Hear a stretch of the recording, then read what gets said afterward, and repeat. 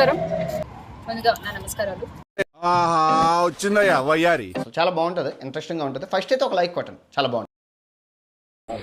గత ప్రభుత్వంలో వైఎస్ జగన్మోహన్ రెడ్డి గారి ఆధ్వర్యంలో జరిగిన ఎన్నో మంచి కార్యక్రమాలకి అటు చూడు. బూమ్ బో బూమ్ బో. నాకు ఇది తాగిన తర్వాత తిక్కగా ఉంది. కుడిసి నీళ్ళ కుండలో ఎలిగిపడినట్టుంది. జగనన్న ఆధ్వర్యంలో నిర్మించినటువంటి స్పోర్ట్స్ కాంప్లెక్స్ ని సందర్శించడం జరిగింది. చూసా మొత్తం 10th ఇంటర్ చదివే పిల్లలు కూడా వాళ్ళకి ఇష్టమైన గేమ్స్ చూస్ చేసుకుని ఆడుతూ, అంటే ఆ స్పోర్ట్స్ కాంప్లెక్స్ చూసినప్పుడు అక్కడ లేనిది అంటూ ఏది లేదు. మొత్తం 10th ఇంటర్ చదివే పిల్లలు కూడా వీడిని పిల్లోడని ఎవరైనా అనుకుంటారమ్మా. కోచ్లు కూడా ఆ పిల్లల్ని వాళ్ళు ఎంచుకున్న స్పోర్ట్స్ లో ఎక్సెల్ చేసే విధంగా ట్రైన్ చేస్తూ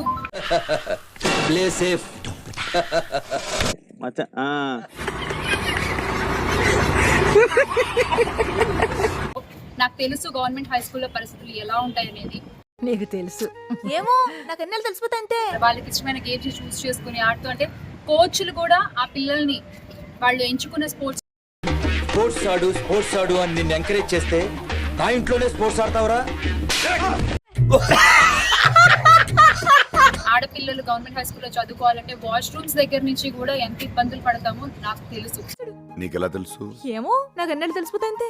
మొత్తం 2.5 కోట్ల వ్యయంతో ఆ ఘనత ఖచ్చితంగా జగన్మోహన్ రెడ్డి గారికే దక్కుతుంది.